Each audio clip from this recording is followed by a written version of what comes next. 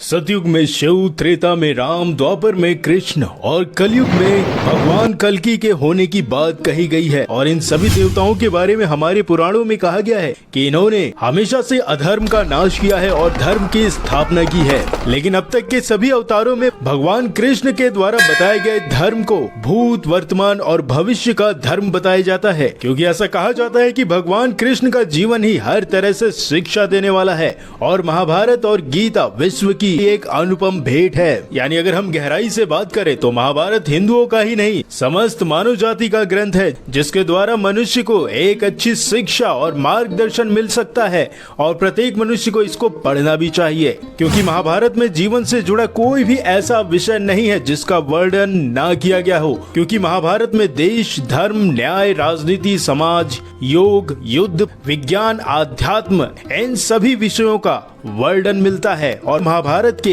एक प्रसंग से आज का मानव कुछ सीख ले सकता है। ये प्रसंग उस वक्त का है जब पांडवों को वनवास हो गया था, और ऐसा कहा जाता है कि वनवास से पूर्व पांडवों ने भगवान कृष्ण से कहा कि हे कृष्ण, इस समय तो द्वापर का अंत काल चल रहा है, आप हमें ये बताइए कि जो आने वाला कलयुग है उसमें मनुष्य की स्थिति कैसी होगी और वो युग कैसा होगा, और आपका जन्म फिर उस युग में किस तरीके का होगा। तो पांडवों के द्वारा पूछे गए इस प्रश्न को सुनकर भगवान कृष्ण कहते हैं कि तुम पांचों भाई वन में जाओ और जो कुछ भी वहाँ दिखे वो आकर मुझे बताओ, फिर उसके बाद मैं तुम्हें बताऊंगा कि आने वाला भविष्य कैसा होगा। तब भगवान कृष्ण की बात मानकर वो पांचों भाई वन की ओर चले गए। तो वन में जो उन्होंने देखा उसे देखकर वो आश्चर्यचकित हो गए, और फिर उन्होंने जो देखा उसके बारे में भगवान कृष्ण ने उन्हें क्या बताया। तो चलिए इन बातों को जानने के लिए आपको इस वीडियो को पूरा देखना होगा। तो पांडवों के सबसे बड़े भाई युधिष्ठिर ने देखा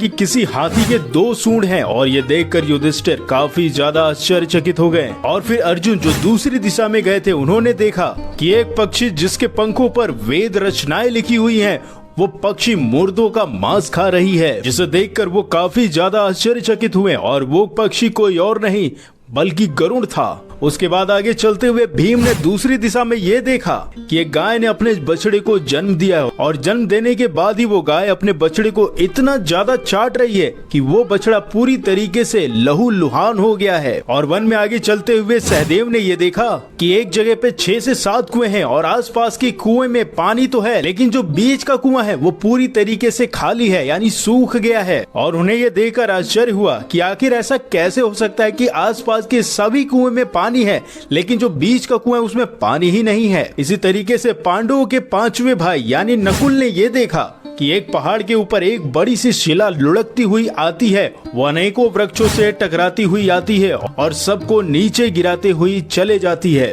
और इसमें आश्चर्य की बात तो ये थी कि वो शिला कई अन्य बड़ी से बड़ी शिलाओं से टकराई, लेकिन फिर भी वो किसी अन्य शिला से टकराकर रुकी नहीं, बल्कि अंत में एक अत्यंत छोटे पौधे का स्पर्श होते ही वो शिला बिल्कुल स्थिर हो गई। तो इन सभी 5 पांडव भाइयों ने जो भी दृश्य वन में देखा इसको जाकर भगवान कृष्ण को सुनाया और कहा कि आखिर इन सब घटनाओं का क्या तात्पर्य है। तो युधिष्ठिर ने श्री कृष्ण को ये बताया कि मैंने तो पहली बार 2 सूंड वाली हाथी देखा है, ये मेरे लिए बहुत ज्यादा आश्चर्य की बात है, तो इसका क्या संदर्भ होगा। तब भगवान कृष्ण कहते हैं, हे धर्मराज, कलयुग में ऐसे लोगों का राज होगा जो दोनों ओर से शोषण करेंगे और बोलेंगे कुछ और करेंगे कुछ और फिर अर्जुन ने जो देखा उसके बारे में भगवान कृष्ण कहते हैं कि तुमने जो पक्षी देखी है जिसके पंख के ऊपर वेद की रचनाएं लिखी हुई हैं और वे मुर्दे की मांस खा रही है, इसका मतलब ये होता है कि आने वाला जो युग होगा यानी जो कलयुग होगा उसमें ऐसे लोग रहेंगे जो बड़े ज्ञानी और ध्यानी कहलाएंगे,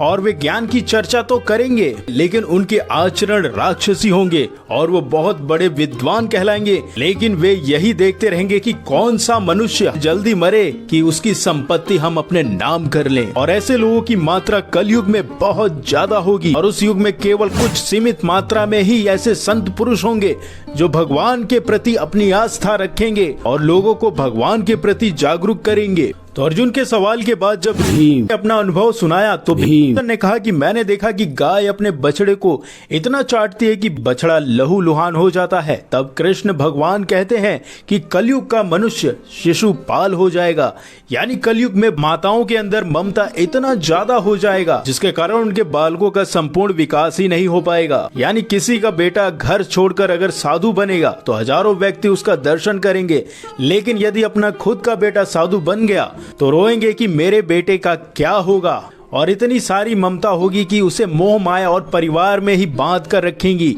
और अंत में उसका जीवन इस मोह माया के जंजाल में ही खत्म हो जाएगा और अंत में बेचारा अनाथ होकर मर जाएगा और ना ही उसे भगवान की प्राप्ति होगी और ना ही मोक्ष की प्राप्ति होगी। इसके बाद बारी आती है भीम के बाद सहदेव की, और सहदेव ने कहा कि हे कृष्ण, मैंने जो देखा उसका क्या मतलब है। यानी उन्होंने कहा कि मैंने ये देखा कि 5 से 7 कुओं के बीच एक कुआं था जो पूरी तरीके से खाली था और आसपास के सारे कुएं भरे हुए थे। तब भगवान कृष्ण कहते हैं कि कलयुग में जो धनवान लोग होंगे वो अपने लड़के लड़कियों के विवाह में और छोटे बड़े फंक्शन और उत्सव में तो लाखों रुपए खर्च कर देंगे, लेकिन अगर कोई पड़ोसी भूखा प्यासा है तो वो उसकी तरफ देखेंगे तक नहीं कि उसका पेट भरा है या नहीं। यानी सिंपल भाषा में बात करें तो ये होगा कि कलयुग में अन्न के भंडार होंगे लेकिन लोग भूखे मरेंगे और सामने महलों बंगलों में ऐशो आराम चल रहे होंगे, लेकिन पास की झोपड़ी में आदमी भूखा मर जाएगा, तब भी कोई उसे पूछने तक नहीं आएगा। यानी अमीरी गरीबी असमानता चरम सीमा पर होगी। और फिर लास्ट में सहदेव के बाद नकुल ने कृष्ण को ये बताया कि मैंने